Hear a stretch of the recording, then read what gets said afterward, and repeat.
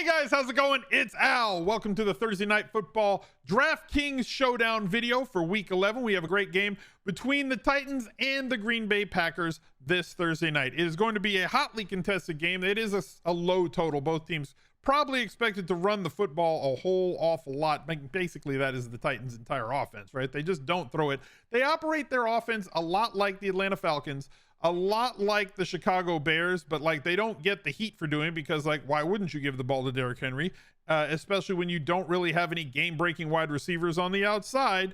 But they burn basically, like, they don't want to throw it more than 25 times. So this is going to be kind of a slow-paced game. It's going to run fast on clock time. Like, this game could be over by like before 11 p.m., like 10:30, 10:45 Eastern time, with as much as these two teams project to run the ball. But there are some interesting spots that I think that we can exploit. There are about 5 very usable captains. I've got a couple of dart throws for you, and we're going to take a look over at the Fantasy Labs lineup builder at the end to take a look at building 150 lineups, whether you're entering the big tournament that's like, what is it, 15 or 20 bucks every single week, or if you're trying to go after the mini max for a nickel, a dime, a quarter per entry to see if you can flex those mass multi-entry muscles, see if you're the next great mass multi-entry player for a low dollar entry fee to see if you can actually take your bankroll to the next level. So thank you guys for being here. Drop a like on the video, subscribe to the channel, ring the notifications bell, and let's go. He's a legend.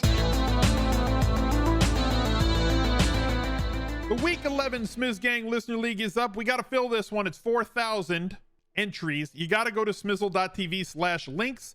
If you want to get there, it'll take you to the link tree that's got the link to the Listener League as well as everything else that I do. Just click everything. Go right down the list. Join the Discord. Follow me on Instagram. Make sure that you go over to Twitch. Drop a follow over there so you can catch the live streams. $10 to enter. 3 max only, and absolutely no rake. The best tournament that exists on DraftKings. Go to smizzle.tv/links and reserve your entries today. Let's head over to Underdog Fantasy and fill out a pick'em like we normally do. I spend literally no time doing any of this stuff. This is very fun for me, but we've had a good season doing them, and it's a lot of fun. I'm going to go with higher. Lowers are sharper. There's a lot more paths to unders, but Green Bay has not been very efficient at stopping running backs this year. Look at how, talked about not having game-breaking receivers, right? 33, 34, 22, 20. Look at the receiving yard overs and unders here in the passing game. It's amazing. If you're new to Underdog Fantasy, make sure to use that promo code ALSMIZZLE, ALSMIZZLE, all one word, to get a first-time deposit bonus up to $100 when you make your first deposit to the site. On the other side, let's go. This seems low. 58.5 rushing yards. I'm going to go over that, and then 2.5 seems gettable, don't you think? He's going to scramble once this game. He's got to scramble one time.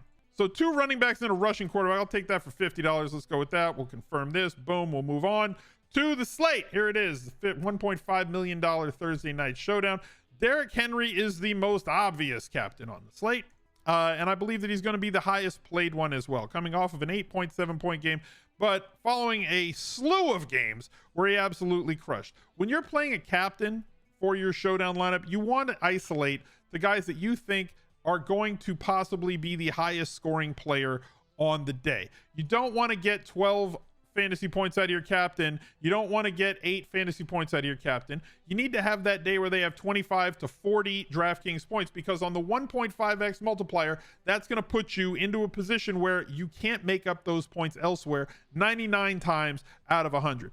Green Bay has been a very bad team at tackling, and they've also been very bad at allowing rushing yards to opposing running backs before first contact. Sorry, I had to think of the order that I wanted to put all of those words in to make it make sense. So Derrick Henry, certainly a viable captain this week, but also the most expensive player on the board. We've seen Aaron Jones do some great things when they actually feed him the ball. He got hurt in this game against Detroit, came right back against Dallas. The last 3 of the last 4 weeks, they've really just figured it out. Aaron Rodgers has been pleading with the coaching staff. We need to keep it simple. We need to get back to basics. And basics, in my opinion, in terms of Aaron Rodgers and how he wants to run this offense, is they need to run the football. I think that you can throw the football, but they can't throw the football as efficiently with the mess that is the wide receiver room for the Packers this year. So they actually have to run the football for this offense to be effective, or at least on a per play basis. So 24 attempts here, 20 attempts here. Looking at his opportunities in this game, 18 opportunities back in week 7, and he got hurt this week, so his opportunities were much shorter against Detroit, a team that we really wanted to play him against. So Aaron Jones is in a position to be the optimal captain on the Green Bay side.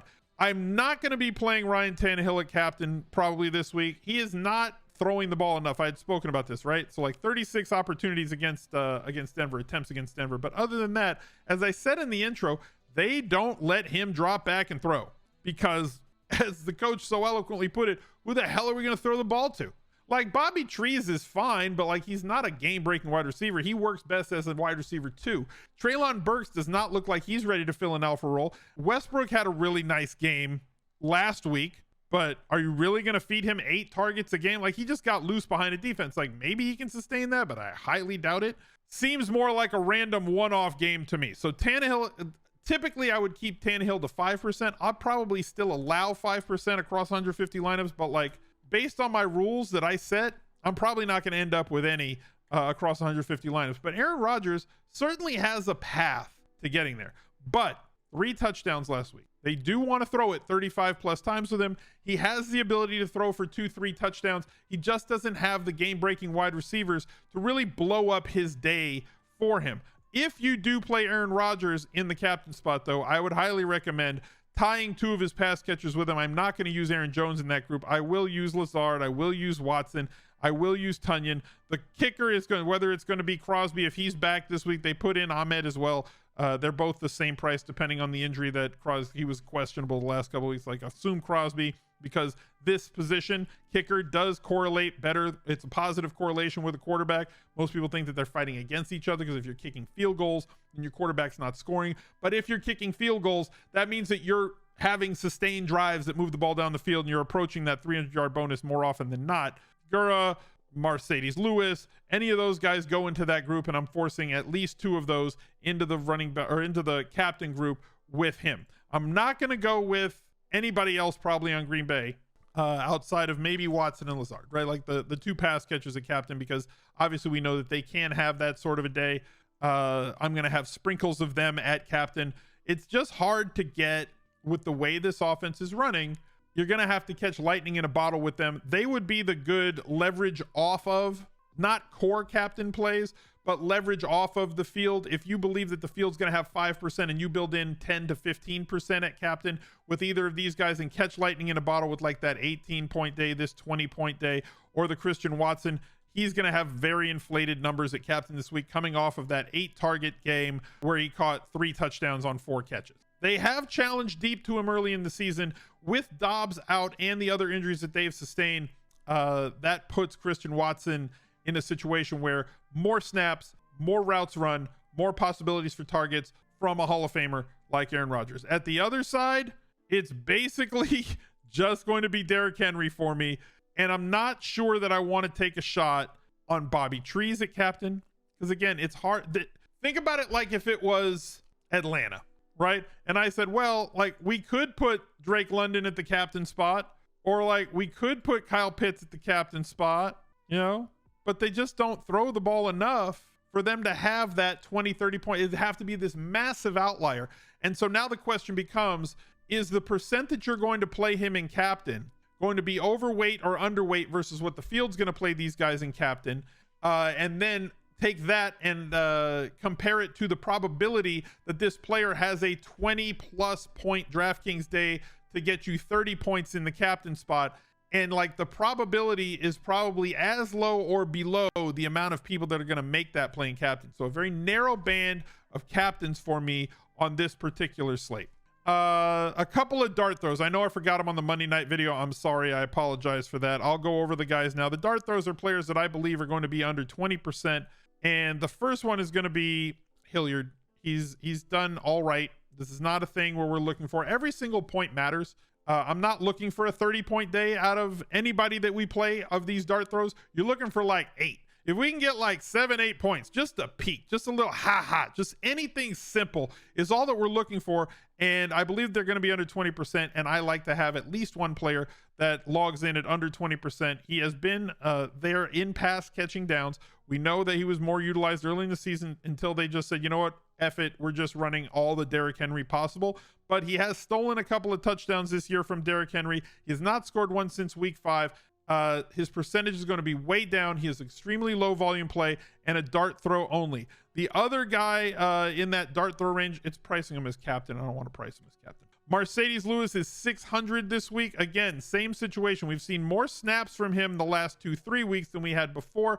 You're hoping that he just kind of wanders in for a touchdown. If he has 2 catches for 22 yards, it's more than enough at that particular salary, and it allows you to fit in and stuff in the other guys that you're looking for in that lineup.